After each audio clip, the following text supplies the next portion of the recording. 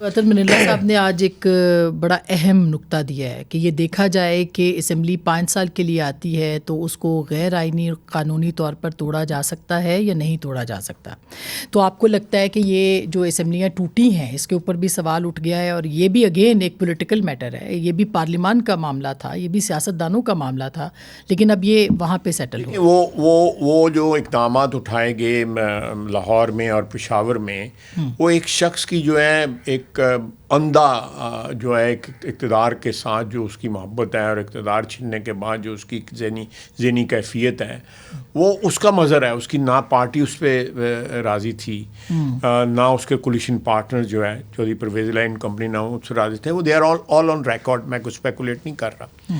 تو یہ وہ جب آئین کو اس طرح استعمال کیا جائے گا تو وہ بھی آئین کی توہین ہے. ہمارے تلخ تجربات کی وجہ سے ان الیکشنوں کو ایک دن میں رکھا گیا. پہلے بھی اکٹھے ہوتے تھے لیکن 2 دن کا بیچ میں گیپ ہوتا تھا، 1 دن کا گیپ ہوتا.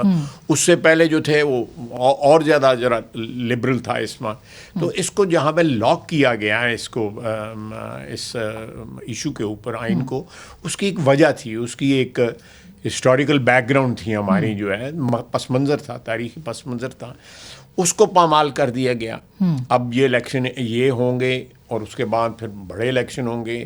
اگر اس الیکشن میں وہ ہار گئے، وہ کہیں گے جی وفاقی حکومت نے بے ایمانی کی ہے.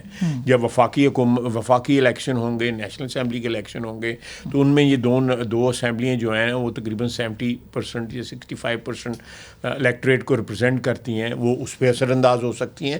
تو ایک کنٹینیوس بحران جو ہے نا وہ جاری رہے گا. اور میں سمجھتا ہوں کہ اس بحران میں ہمارا تو رول ہے ہی ہے کہ ہم اس بحران کو اوائڈ کر سکتے ہیں. جو پارلیمنٹیرین استعفے ہم نے نہیں دلوائے، استعفے انہوں نے خود دیے.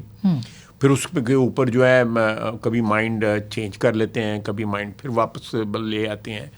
اب جیل بھرو تحریک جو ہے، ہم نے تو نہیں ان کو کہا اگر وہ فیل ہو گئی ہے 2 دن کے اندر تو اس میں ہمارا تو کوئی عمل دخل نہیں. لوگ نہیں آئے، لوگ فوٹوز کھچوا کے گھر چلے گئے.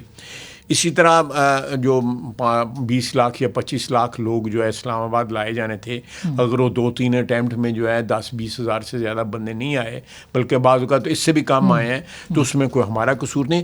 One after the other Imran Khan کے تمام اقدامات جو ڈی اسٹیبلائز کرنے کے لیے کیے گئے پولیٹیکل، اور اپنا جو اقتدار جس سے محروم ہوئے اپریل میں، آج سے تقریباً 1 سال پہلے، اس کو ریورس کرنے کے لیے پہلے انہوں نے کہا جی کہ امریکہ نے میرے خلاف سازش کی ہے، اب امریکہ سے معافی مانگتے ہیں. کبھی اسٹیبلشمنٹ سے جو ہے معافی مانگتے ہیں، پہلے ان پہ اٹیک کرتے ہیں، پھر اس سے معافی مانگتے ہیں.